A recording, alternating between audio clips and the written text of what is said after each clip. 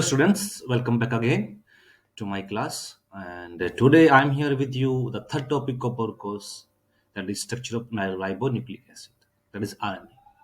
Previously, in the two topics, we have discussed about the nucleic acids, what are the nucleic acids and their classification.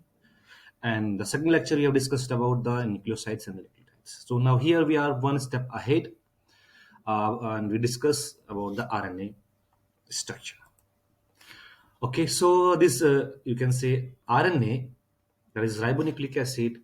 You can say it is a nucleic acid biopolymer which is present in all living cells. RNA is mainly found in cytoplasm and also in nucleons or nucleates. Inside the cytoplasm, it occurs freely as well as in the ribosomes.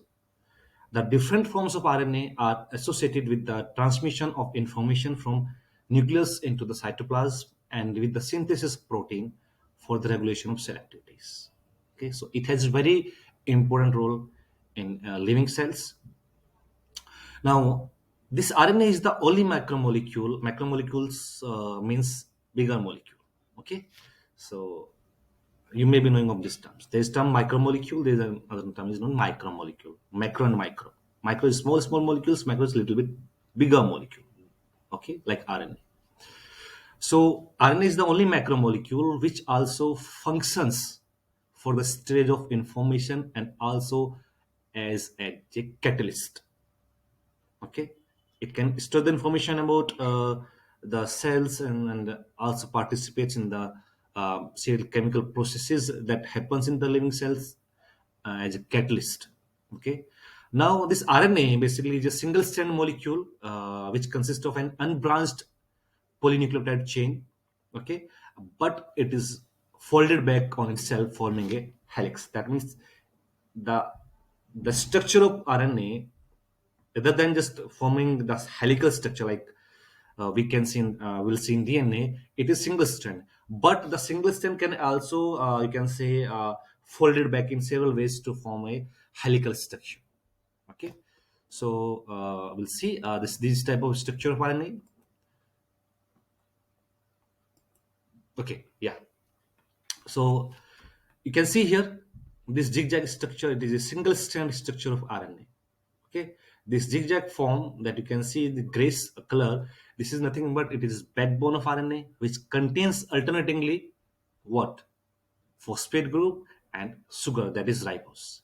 And to this backbone you can see here colored bonds like things. Okay, these colored, they are known, they are the thing, but they are the bases, organic bases, purine and pyrimidine based bases.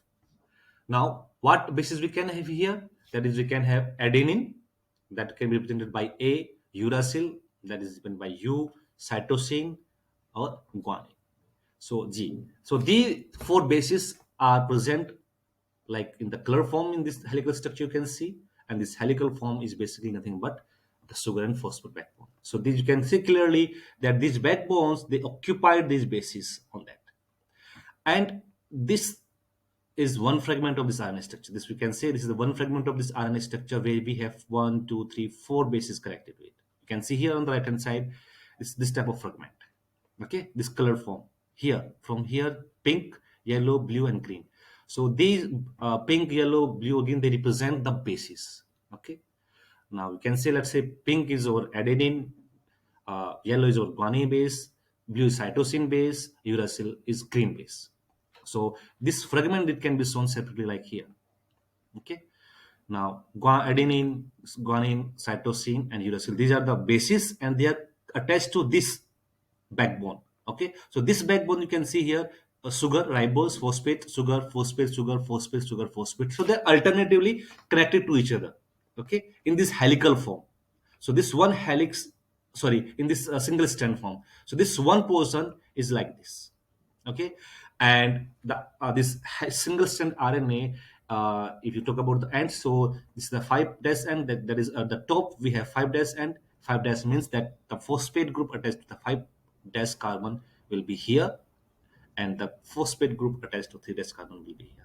Now, as I told you previously, that this phosphate group, it can be attached to 5' carbon or 3' carbon. So you can see in this portion of RNA clearly that Here, if you look at this carbon, there is 5' carbon, and you have phosphate group attached to it. And here, this is 3' carbon. Here you have a what? Here you have a phosphate group between this and this sugar.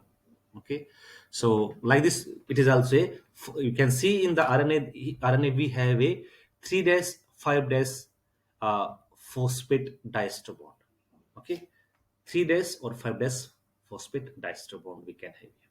Okay, you can say 3 5 dash or you can say 3 dash. Okay, so this is the structure how the RNA look like. Now, this is the, you can say, the helical form of RNA, which forms by the, you can say, folding of single strand RNA. This self-complementary sequence in the RNA strands leads to the interaction, base pairing, and folding of the ribonucleotide chain into complex structural forms consisting of bulks and helix. It is like self-complementary sequencing. Okay, and here the bases they just interact, base pairing, the interaction between the bases, and because of that, this helical structure of this RNA can be formed. Clear? Now, coming back to the function of RNA. So this RNA, it carries out a broad range of functions in living cells, from translating genetic information into the molecular mechanics, machines, and structures of the cell, to regulating the activity of genes during development, cellular differentiation, and changing the environment. So these are the basic functions of this RNA system.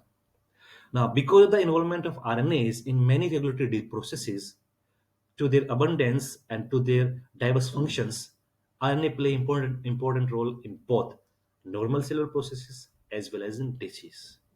That means RNA is not only beneficial for protein synthesis and regulating the cell things or cell activities, it also responsible for the development of disease in the living cells in the human beings. And corona time, you must have heard about the RNA. Okay, ki there's the, can say, this coronavirus, it contains RNA protein, और इसकी structure लगातार बदल रही है. ठीक है. Okay, we have seen changing of structure of, you can say, protein, RNA or DNA is not a mutation, so their RNA is mutating continuously, the coding is changing. The coding is basically nothing but the arrangement of bases, that is the coding of RNA, that is changing, and because of that the structure of RNA changes, and it becomes very difficult to, you can say, identify the exact, you can say, the structure, and to find out the exact reason for the cause, and to find out the exact, you can say, medicine for the treatment. So that is because of, you can say, regular change in the structure of RNA is responsible for that, and that's why some disease becomes very, you can say, dangerous to human beings. Okay, so RNA is not only have a good functions, but is also responsible for to create the disease. Now, here I have a question for you. You will see in your screen. You have to answer for that. Okay. Now, role of RNA in disease, how it participates in the disease. So, significant connection have been found between RNA and the human disease. Like mRNA, which is one type of RNA, it facilitates tumor development by regulating cancer-associated genes. In addition, the regulation of mRNA metabolism leads to various degenerative uh, neurogenetic disease. Okay, neurolated disease like Alzheimer disease. Similarly, tRNA, they are capable to bind caspase protein and inhibit apoptosis. The apoptosis is nothing but the ability of cell to escape programmed death signaling in a hallmark of cancer. So they are, basically, RNA is also responsible for the so many diseases in the human beings. Okay, so I hope now you have a little bit idea about the RNA, its structure, its function, and its role in the human disease. Okay, so I'll stop here. Thank you so much for watching.